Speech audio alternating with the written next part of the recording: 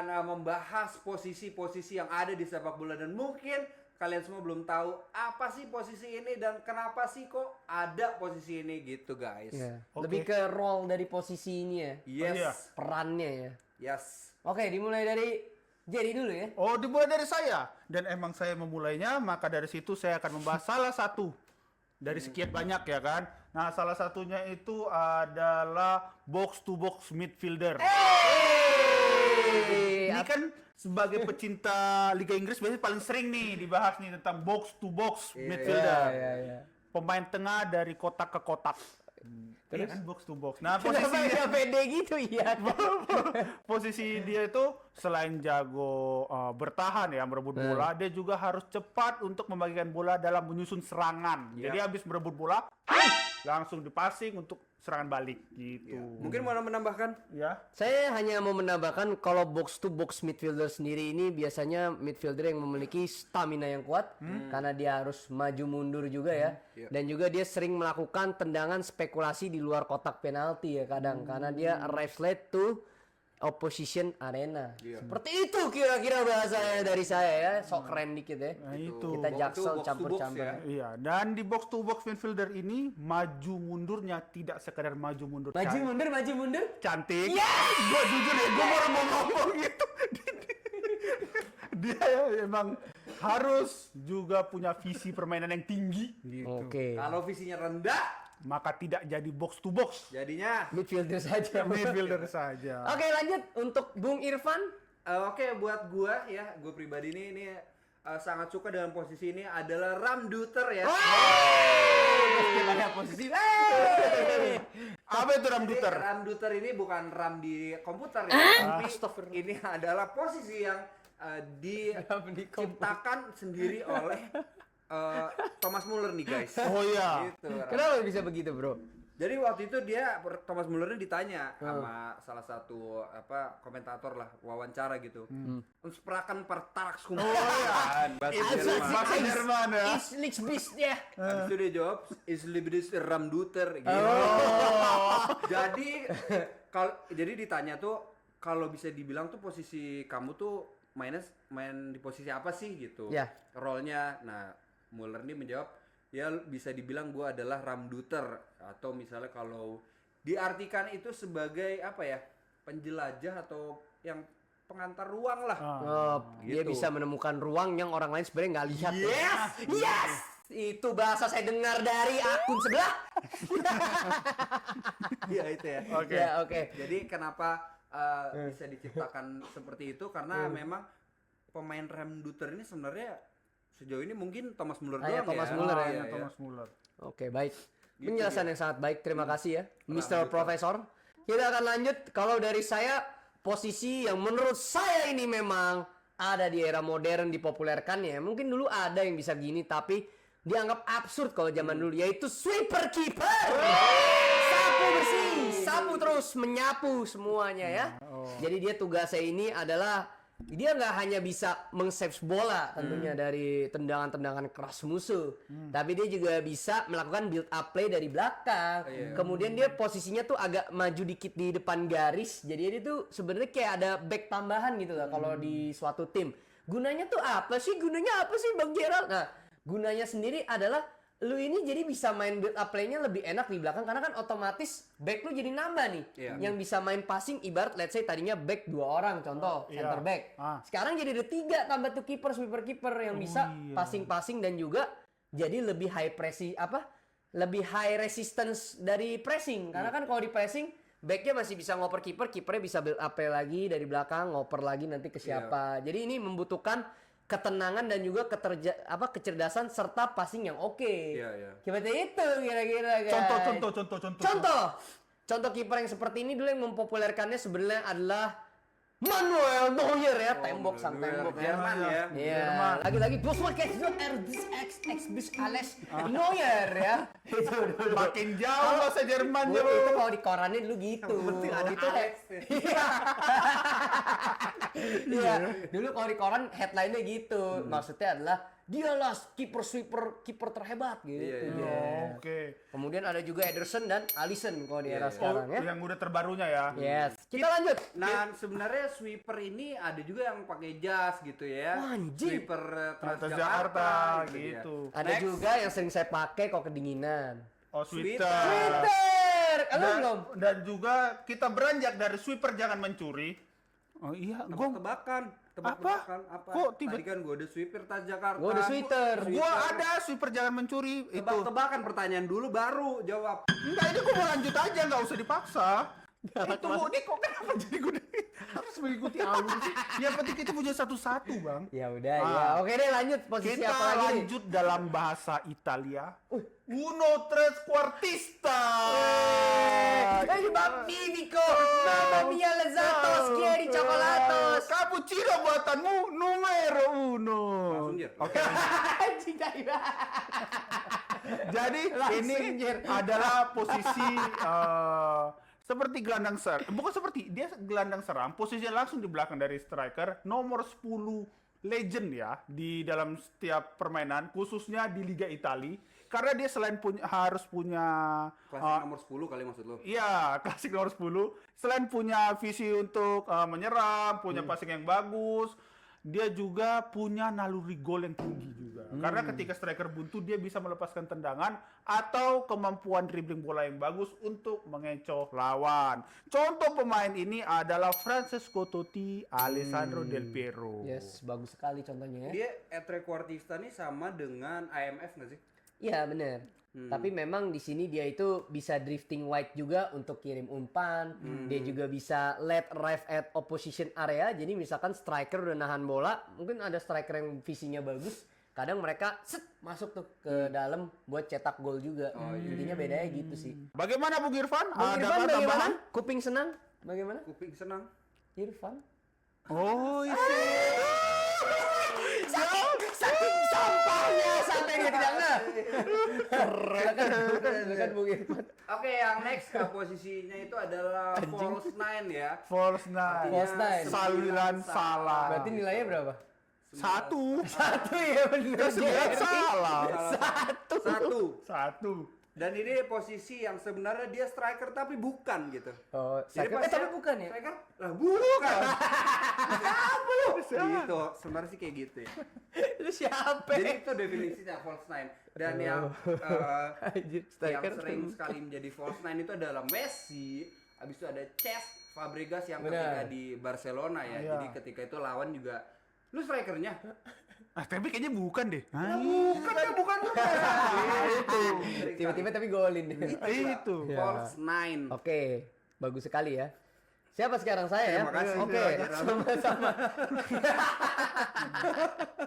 Oke, gua akan masuk lagi ke sebuah terms yang dipopulerkan dari Argentina dan Uruguay ini sebenarnya dari South America, yaitu segundo volante. Jadi memang ini unusual ya. Jadi ada seorang pemain bernama Volante dulu ya. Jadi pada saat itu dia itu diketahui memiliki playstyle yang berbeda dengan nomor 6 pada umumnya. Karena kan nomor 6 pada umumnya ya udah lu fokus defense deh ya, bantu defense ya. Jadinya lu penyambung lapangan tengah aja nih. Nah, si Segundo Volante ini dia bisa bantu nyerang ke depan karena dia memiliki dribble capability yang oke. Terus dia juga bisa bantu ke kiri dan kanan sebagai sayap karena dia juga memiliki dribble yang cukup cepat dan memiliki speed. Dan tentu dia juga bantu pertahanan di saat dibutuhkan. Nah, jadi ini sebenarnya adalah pemain yang serba bisa, tetapi kelemahannya ada Segundo Volante sendiri. Anjay, ini kayak ini gue tadi ya, kayak dosen ya. Jadi kelemahannya sendiri adalah lo harus masangin pemain ini dengan satu anchorman di sebelah atau ball winning midfielder biar balance karena kan dia harus roaming, ibaratnya dia harus pergi ke posisi depan tiba-tiba, ntar dia ke kanan, nanti dia ke kiri, nanti dia juga bisa bantu nyerang. Itu sih intinya Segundo Volante ini banyak sekali digunakan di era modern juga, bro, sebenarnya. Kayak siapa sih orang-orangnya? Segundo Volante ya? Iya, selain si Volante sendiri ya. Iya, benar. Ini pertanyaan bagus ya. Jadi Terima kasih. Segundo Volante Oke. kayak debat capres anjir. Ya, terima kasih, saya akan menjawab. Nah, pemain-pemain Segundo Volante ini tuh kalau di era sekarang tuh yang bisa digolongkan sebenarnya seperti Enzo Fernandez nih, bro. Enzo Fernandez Chelsea ya. Yes, dia memiliki kecepatan, dribblingnya juga oke, tendangannya juga bagus, dan dia juga bisa main ke kiri kanan juga. Defense-nya juga not bad. Valverde Madrid. Itu juga sama. Intinya pemain kan baik lagi dari mana tuh dua-duanya? South America kan? Wih. Pas. Iya benar. Pas betul. ya. Intinya itu kalau dari gua Segundo Volante. Oke, back to Jerry. Kembali ke saya. Ya, terima kasih. Saya masih di dalam lingkungan permainan Liga Italia dan kali ini posisi registrasi atau regista yang di mana Kok registrasi? regista ini adalah posisi di playing midfielder Yes. yang ditemani oleh dua ball winner Yes. midfielder. Ball winner? Midfielder. Oke. Nah, dia ini emang tugasnya itu tidak menjadi pemain yang di depan. Dia pemain di belakang dua ball winner midfielder. Yang tugasnya menjaga alur tempo permainan. Jadi passing kiri, passing kanan, lihat ada pemain yang balari. Nah, itu tugasnya dia. Dan contoh pemainnya pasti kita semua tahu, Siapa? Andrea Pirlo. Yes! Setuju itu.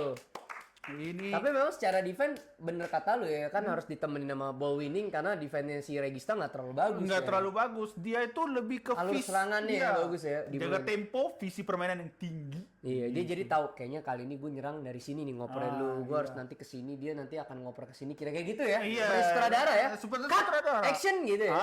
Itu director. Oke, terima kasih untuk saya.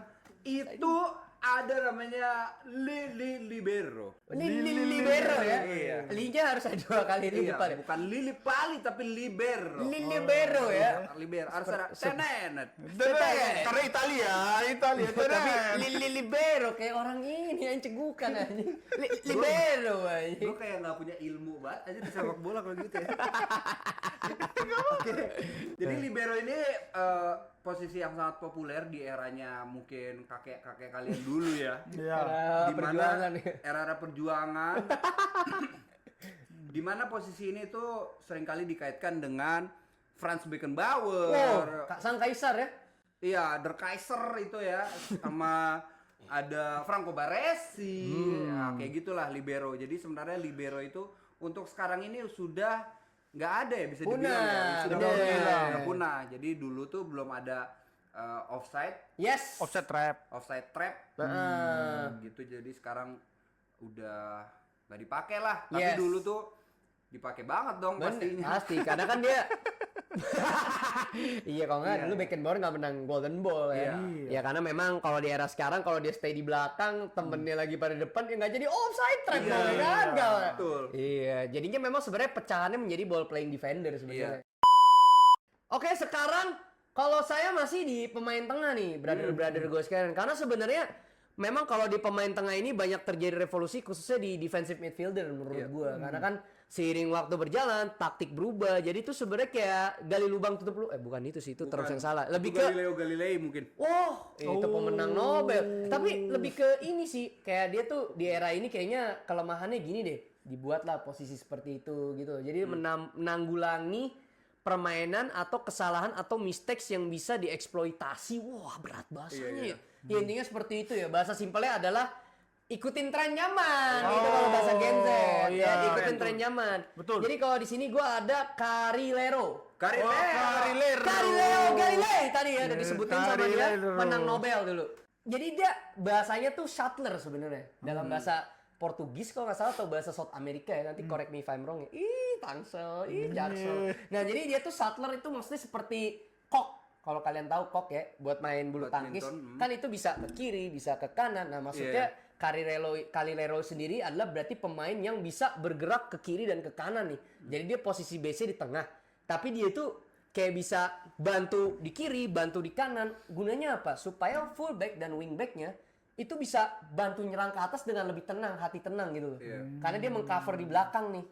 Nah, contoh pemain yang kayak gini harus memiliki stamina yang bagus, larinya juga kenceng, fisiknya oke pastinya, dan juga bisa melakukan passing yang bagus juga ke depan ya.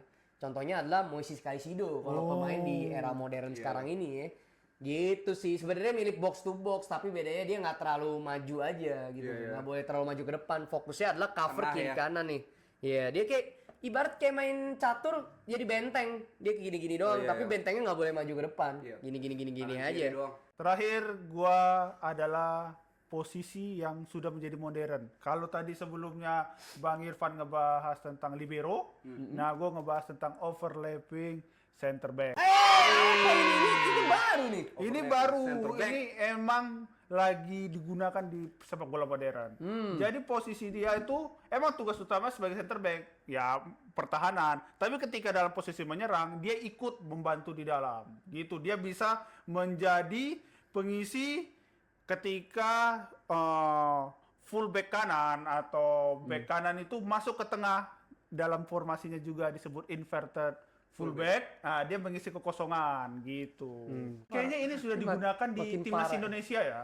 Ya. Posisi itu diisi oleh parah. Justin Hubner ketika Indonesia main 3-5-2. Oh. Nah, dia sering masuk ke dalam bantu atau mungkin Rizky Ridho karena RR ya, the best RR. Iya, karena biasanya yang dibantu untuk tetap di tengah jaga kedalaman Jai. Jai. Nah, Jai, ya. Bang Jai Jai. Okocha.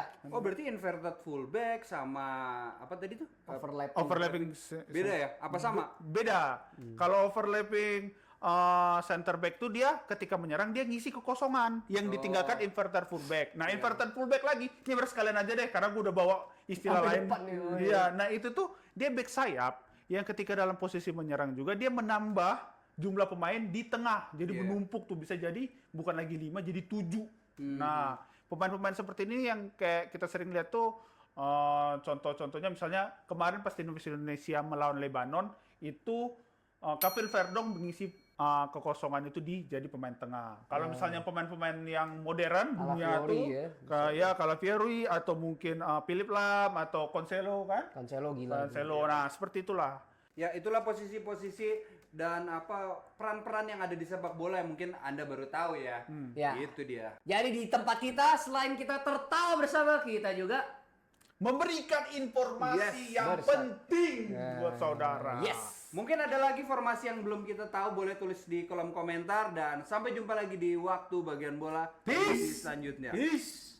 Yeah!